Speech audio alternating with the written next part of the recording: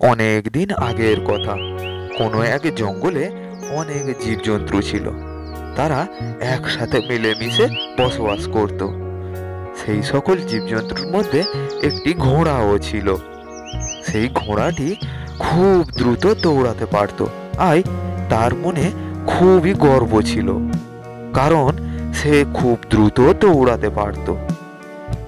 তাই ঘোড়াটি সকল সময় অন্যান্য জীবজন্তুদের আহ্বান জানাতো তার সাথে দৌড়াবার জন্য। কই, কে আছে? আমাকে দৌড়ে হারাক তো দেখি।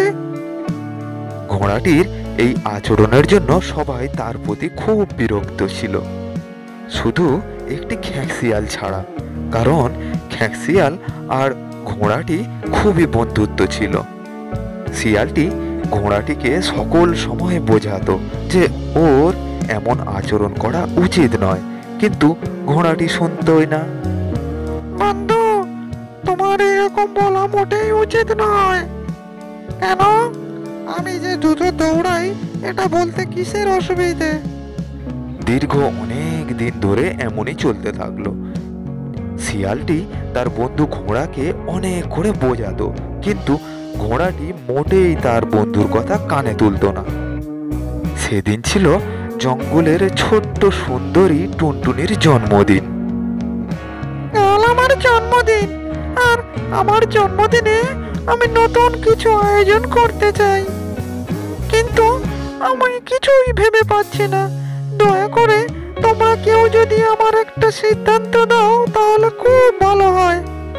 টুনটুনি এমন বলাতে তার আর সকল বন্ধুরা বিভিন্ন রকমের মতামত জানাতে থাকলো।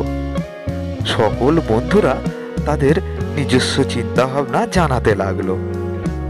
এর মধ্যে শিয়ালটি বলল, আচ্ছা টুনি বোন, তুমি সকলকে নিয়ে একটা পিকনিকের আয়োজন করতে পারো।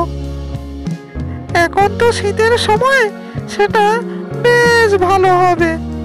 শিয়ালের এই কথা শুনে ছোট্ট টুনি রানী খুব খুশি হলো। শিয়ালের চিন্তা ভাবনাটি তার খুব মনে ধরলো। ঠিক ঠিক বন্ধু, ঠিক আছে, তাহলে কাল একটা পিকনিকের আয়োজন করা হোক। পরদিন পিকনিকে যাওয়ার জন্য সকল বন্ধুরা টুনটুনির বাসার তলায় এসে উপস্থিত হলো। কিছুক্ষণের মধ্যে শিয়াল এবং ঘোড়া দুই বন্ধু এসে উপস্থিত হলো। এই দেখে টুনটুনিও তাদের সামনে চলে এলো।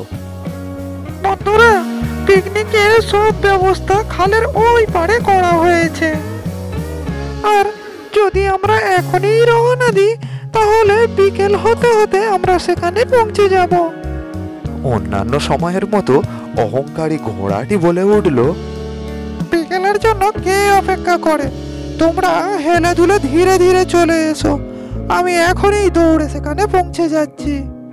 অহংকারী ঘোড়াটির এই কথাটি